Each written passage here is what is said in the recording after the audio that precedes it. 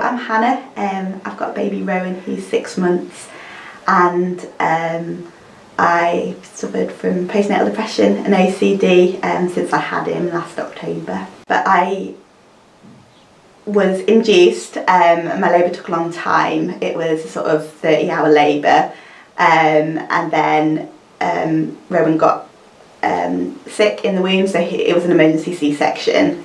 And I just remember thinking, when they were doing the C-section, I remember thinking, why is there a baby in here? And it's almost like I'd totally forgotten that was the end result. And they pulled him out of me, showed him to me, and he looked like a doll. And I was very tired and on a lot of morphine. They took him away to the neonatal unit, and I spent that night sort of thinking like I dreamt the whole thing.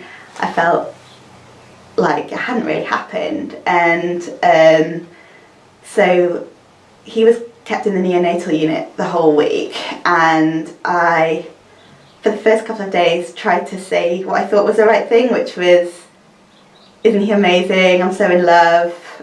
I'm feeling a love like I've never felt before. But I wasn't feeling like that. I was feeling crazy, like I was feeling numb, and I was feeling like I was almost like in a parallel universe, and I was just trying to keep going. He felt like a stranger. He felt like there was this baby that the hospital had been keeping alive absolutely fine, and I just had this moment which was where I felt like I don't need to take him home. Like, he's fine here. He belongs to the hospital. And that was such a terrifying moment, because I suddenly realised that I've had this baby who I can't love, and he doesn't need me. And it was terrifying, but I sort of tried to keep going. We brought him home. I thought if I could breastfeed him, then he'll need me. I won't be able to run away, and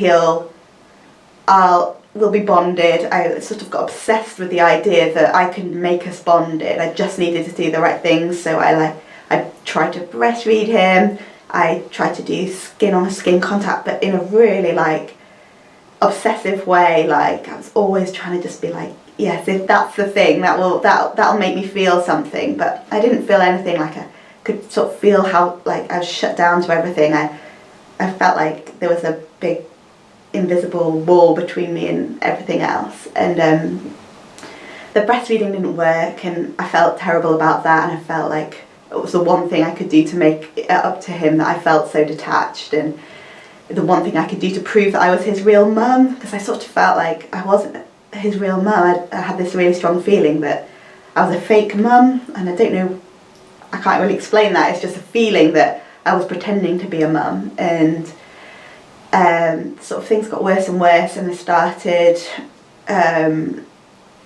feeling like having very strange thoughts. Like, I was driving, I was thinking I could just drive into the traffic, or I was walking across a bridge and thinking I could just jump off this bridge. And I kept having these thoughts, and I thought, maybe I mean it. Maybe it would be better if I jumped off the bridge. And then the thoughts kind of kept going, and they moved on to Rowan, and I started thinking, when he was in his bath, maybe I'm such a bad mum that I wouldn't care if he drowned. And I thought, maybe I'm so detached that I'm not careful enough with him, and I could just drop him because I'm not being careful, because I don't love him enough. And all of these thoughts went round and round in my head, and then I started thinking maybe I would do it on purpose. And I had all these visions of me throwing him down the stairs and drowning him in the bath. And it was horrendous. Like, I thought, maybe I've actually gone mad, and maybe this is who I am now. I sort of thought maybe I've become a different person since I had a baby. Like, it's changed me, and I've become like evil. I sort of thought maybe I just didn't know what was happening.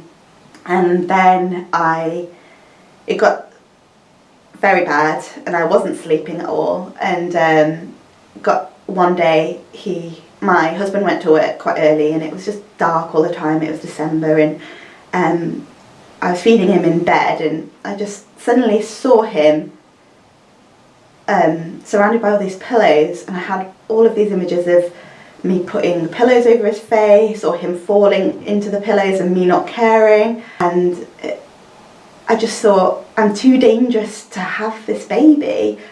He deserves someone who can love him and someone who can keep him safe. So I knew I needed to get help. I phoned my mum, but she was stuck in traffic, and I was just thinking, what happens if I do something? I don't know what I'm capable of. So I phoned 999 and I told them I was worried I was going to harm my baby, and I just was sort of hysterical, and I just told them where I lived and told them to come really quickly.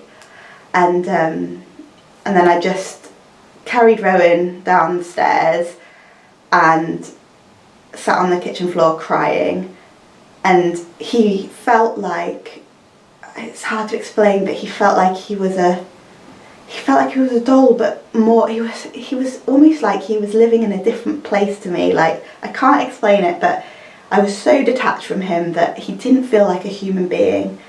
And the police knocked on the door, and I just gave him to the policeman, and I just remember feeling so relieved because he was safe now, and it didn't really matter what happened to me, but he was safe, and so I just went and cried on the kitchen floor, and it was probably the worst moment of my life. And what's worse is that I'm not even quite well enough to see how that's the worst moment of my life yet, and I know I will, probably quite soon. But I was a really nice police lady, and she came and talked to me and told me and asked what had been going on, and I said I think I was suffering from postnatal depression, but I was scared I could do something. And they took me to A&E in an ambulance, and I saw some doctors and someone from the perinatal team. They were really nice to me, and I remember them saying, "You're poorly, but you'll get better. You're poorly, you just need to get better." But I couldn't hear them. I couldn't hear them. I kept thinking, yes, but I'm not going to get better. I'm the one person who won't get better. You might have helped other people, but you won't help me. I'm too far gone. I'm too broken. And I just remember thinking, I just wanted to run away from my life. I just thought that I had to run away. I couldn't live with the fact that I brought a child into the world who I couldn't love, and I just felt he deserved so much better than me. And I just thought I'd do anything to be able to run back and not have him, and to, not because I didn't want him, but because I thought he deserved so much more and I couldn't give that to him. And I thought if I could just run away, or I could run to a different country, and I imagined getting on a train and just running to a different country and just not being part of this life that I created anymore. And so I started to get better. I saw psychiatrists and psychologists at the perinatal service, and I've got a very nice CPN and a lot of help from them, and really slowly I started to feel better, and I thought I need to start feeling part of the world again. So I started running again. I haven't run for a long time, since before I got pregnant, but it made me feel a bit better, and it made me feel like I could leave the house and I could just run away from my baby and my life, and I would just keep running and I didn't have to come back.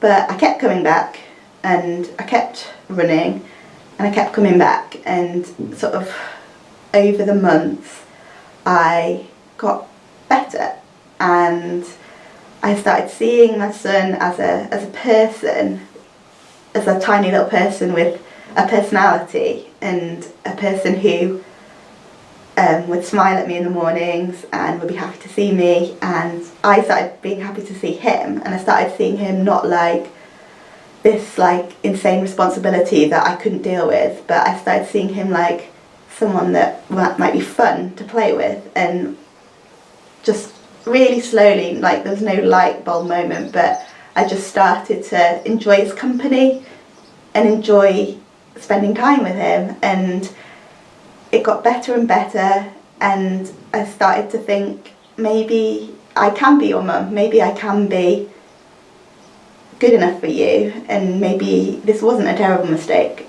and maybe you're sort of the best part of my life. And